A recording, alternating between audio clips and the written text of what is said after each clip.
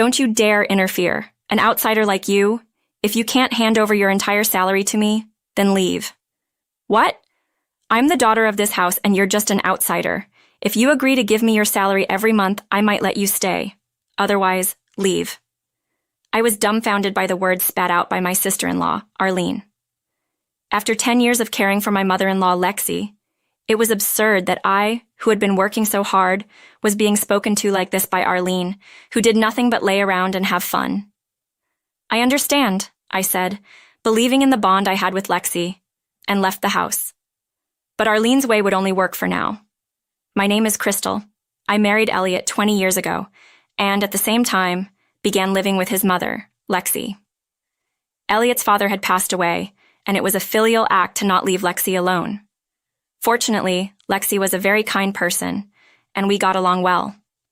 However, 10 years ago, Lexi fell ill, and since then, I have been caring for her. After starting to care for her, I left my job and became a freelancer. For me, who had lost my parents early, Lexi was like a real parent, so caring for her was not a burden. But 3 years ago, my husband Elliot passed away in an unexpected accident. It was so sudden. Lexi too became like an empty shell from the shock of losing her only son. Although Lexi's body was frail, her mind was still sharp, but since then she started to become more absent-minded. I couldn't let her weaken further or develop dementia. I loved and admired the always bright and positive Lexi, so I thought I had to support her. Besides, sharing the grief of losing my husband with Lexi was more comforting than enduring it alone. Being in-laws made no difference. I would live here as I always did and take care of Lexi. For me, it was a simple matter. But the major problem came from the other side.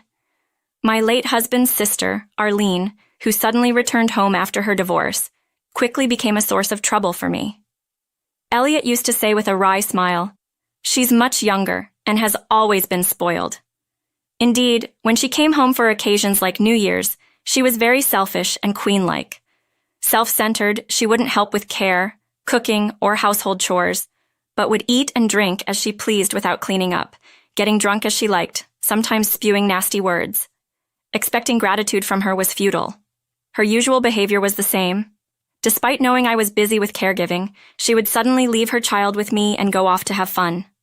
When she finally came to pick up the child, she would take home the food I made without permission. I mean, it's too much even for her own home, I thought.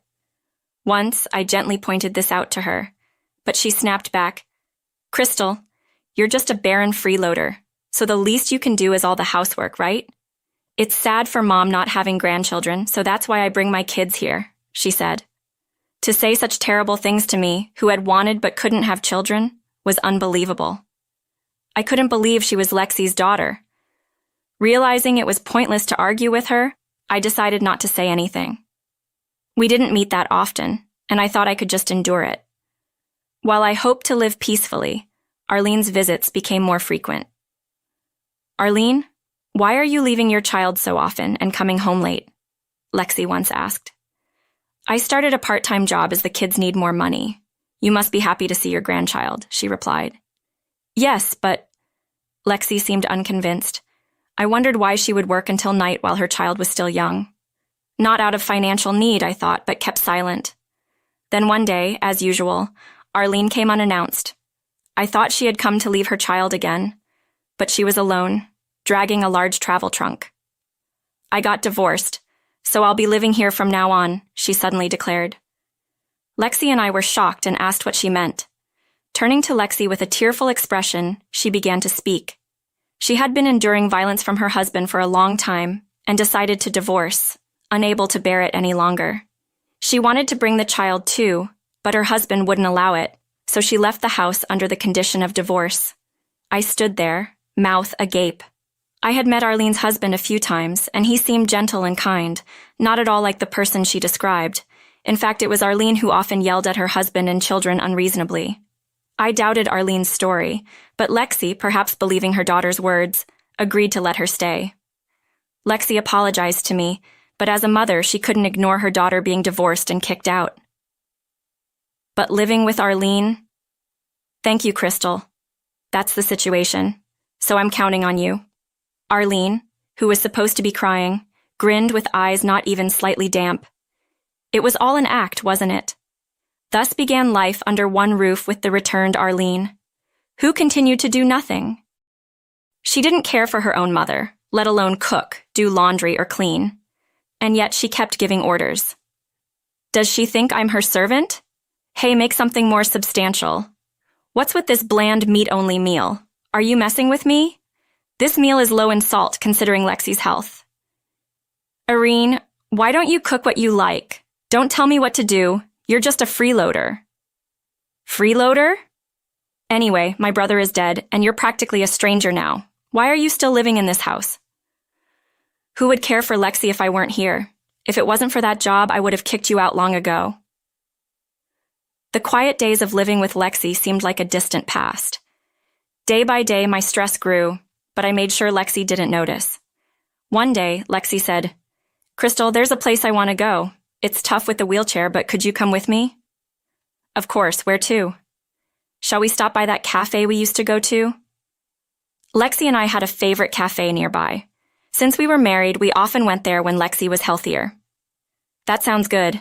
I have something important to talk to you about. Really? A month later, Irene returned from outside, not even saying hello. Hey, are you working right now? Yes, I'm taking on jobs I can do from home. I want to prioritize Lexi's care, so I don't have as much time as before. So, you're getting paid? It's not a salary since I'm not employed, but I get paid for the work I do. Then give me all your earnings. What? I was baffled by Irene's words.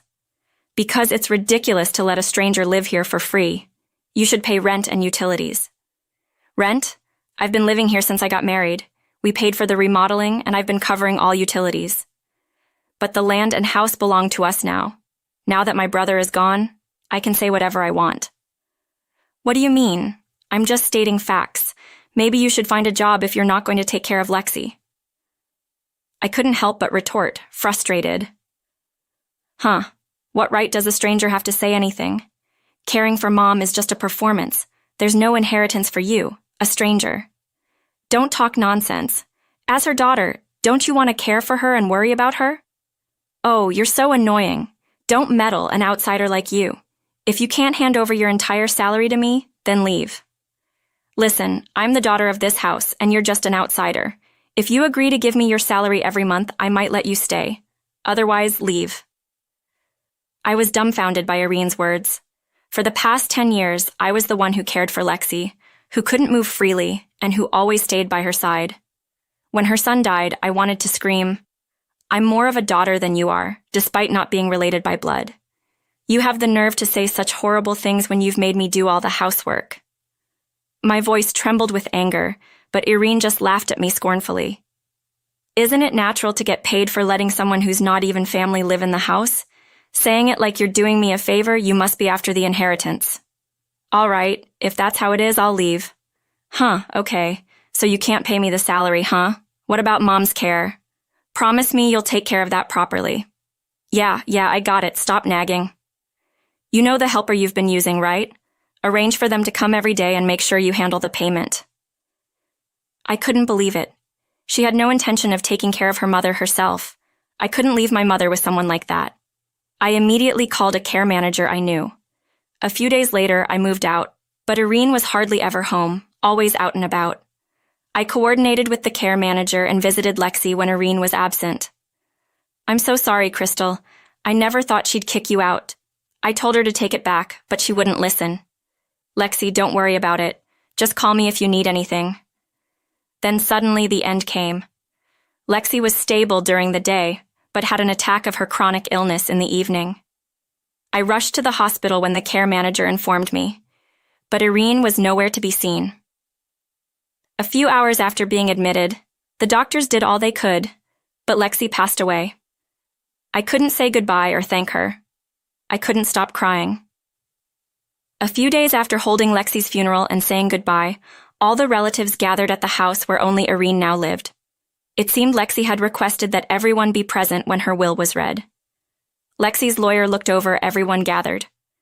Before I read the will, please listen to a voice recording that Lexi left as her final wish. Lexi's voice played, and everyone listened intently.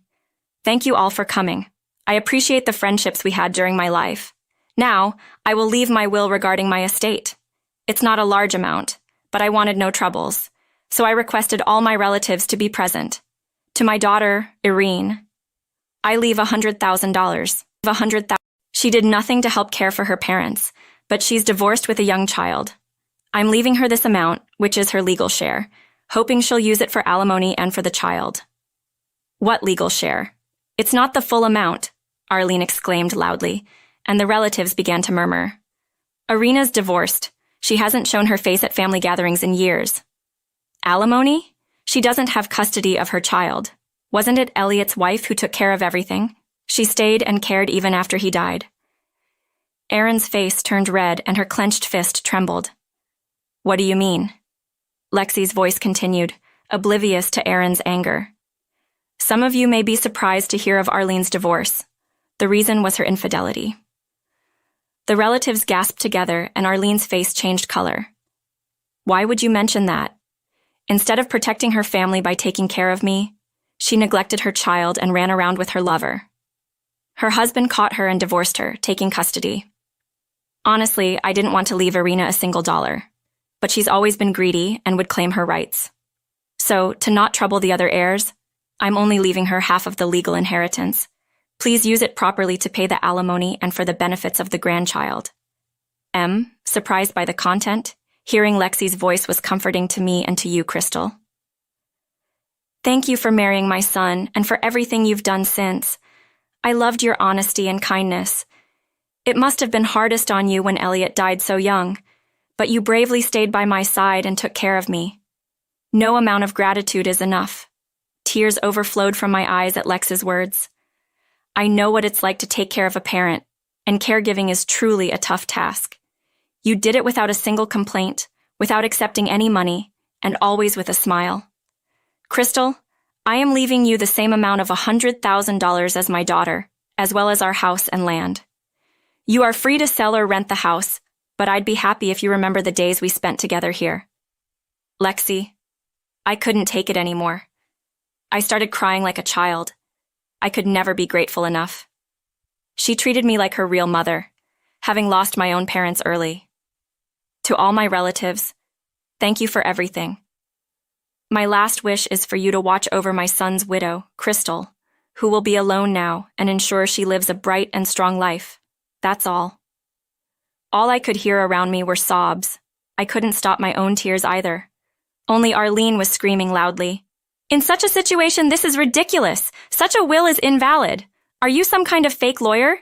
If you have doubts, we can meet in court. I'll appear as the opposing lawyer and you'll see I'm legitimate. That woman was just my brother's wife, a stranger. I'm the real daughter. If it's absurd, she gets the same amount and the house too. Irina, who didn't even attend Lexi's last moments, didn't shed a tear, only frantic now. Unforgivable, this hellish creature. I wiped my tears and stood up. Irene, Mom might have been physically disabled, but she thought more of her family than anyone. This will is the result of that. You knew about it. That's why you played dumb and left. I'm hearing about the will for the first time now. How did Mom even know about my relationships? Mom was worried when you started leaving your child frequently. That's why she contacted your ex-husband after your divorce. What then? I met and talked with him. Lexi couldn't go out alone. Your husband tried to reconcile many times despite your repeated infidelities. He showed me the evidence, but the kind husband had no intention to demand alimony, yet Lexi suggested he should. She said the 3-year statute of limitations from the divorce would soon be up. No, wait, that's a lie. Everyone at the scene looked at Arlene with contempt. Neglecting her child and husband for affairs, Lexi probably didn't even want to leave her a cent. Having a rightful heir like this can be troublesome. It must be for the grandchild's sake, the relatives commented, all casting stern looks at Arlene. Also, about my inheritance, you seem unhappy, but I was legally adopted by Mom. I'm Lexi's child in the eyes of the law. What? Arlene turned pale, but she kept on ranting. That's impossible. I didn't approve of that. It's not allowed without the daughter's consent. No consent needed for an adoption, the lawyer added. So I may have been driven out of the house, but things have changed since. I'm inheriting the house. Could you pack your things and leave soon? Arlene collapsed on the spot and didn't move. There was applause from the relatives who heard everything. Some had tears in their eyes. It's good that you, who cared for Lexi, are rewarded. You were like a real daughter. If you have any trouble, let us know. I bowed deeply. Thank you. Lexi probably gathered everyone to make sure I wouldn't be misunderstood or rumored about after inheriting the estate. After everything was made public, and she lost the trust of the relatives, Irene was left without anyone speaking to her. She later left the house in a huff, reportedly paying alimony to her ex-husband from her inheritance. But her life afterward seemed difficult. Yet the fact that tens of thousands of dollars remain for Irene, who had no savings or job, speaks volumes about Lexi's generosity. Ideally, she should use the money for her child and start working hard, but people like her rarely change. She'll probably run out of money soon. As for me, I'm now living leisurely, sorting through the belongings in my old home. The house is too big for one person, and the property taxes are quite high. I need to think about what to do. The lawyer gave me the recording of Lexi reading her will, saying Lexi had asked for me to have it. Just remembering, thank you for everything. I loved your honesty and kindness, makes me tear up. I wonder if I was able to properly express my gratitude to Lexi. I never thought of it as caregiving, but as something natural. Being together all the time, could my feelings have been conveyed through that? Maybe the contents of the will are Lexi's answer. I wiped my tears. It's still too soon. Staying in the house brings waves of sadness. If I keep crying, I'll worry my husband and Lexi above all. Right. Today, I'll go to that cafe for the first time in a while. I said it out loud. It seems it will take a bit more time before I can let go of this house filled with memories of my